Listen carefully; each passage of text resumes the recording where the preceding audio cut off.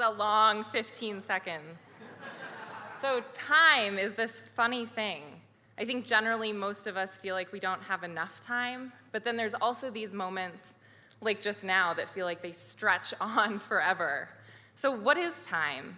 Is it anything without us? How and in what ways are we connected to it? So last Monday was the 5-year anniversary of my dad's passing, and I've thought a lot about what 5 years is. For me, 5 years is, it's 60 months, it's 1,825 days, but it's also another degree, and it's a new job. It's moving across the country twice and falling in love. It's these moments of growth and expansion and beauty, and also moments of darkness and confusion. My name's Arielle Hein. I'm an artist, technologist, and educator. I wear a lot of different hats, but kind of at the core of everything I do is building software tools and interactive physical objects that help me understand this human experience. And one of the things that I work with a lot is sort of exploring time. So linear time is this construct that we've all kind of chosen to structure our lives around, and it dictates so much of our experience. The invention of the clock marked a really dramatic shift in the way that people thought about time. And I think one of the reasons why we've so willingly accepted this linear model of time is because of modern technology. So clocks are everywhere. They're baked into nearly every single modern device. And at the core, a computer's a clock.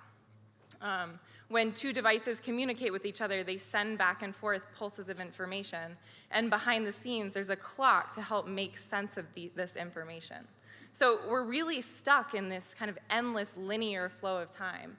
But to me, this is time as control. It's time as restriction. We need calendar events and reminders to keep us bound to this construct, and everybody's bought into it.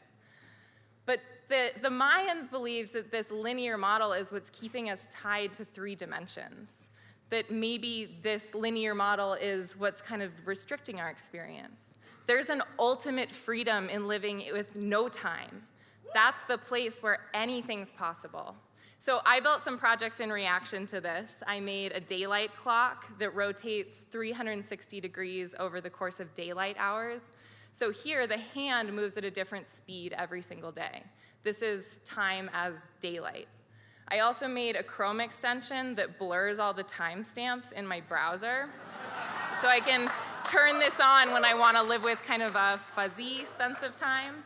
And I've also been hacking the operating system of my smartphone to get rid of the clocks on there too. So when I look at my phone, I don't know what time it is, and my messaging and my kind of home screen don't show that. So these projects, it's not about living without time, it's actually more about surrendering to time. The ancient Greeks had 2 notions for time personified by 2 gods. Chronos represents linear time, this sort of chronology of events, time as duration, time as separation. Kairos, alternatively, governs qualitative time. Kairos signifies an event or a season, a moment of indeterminate time where something important happens.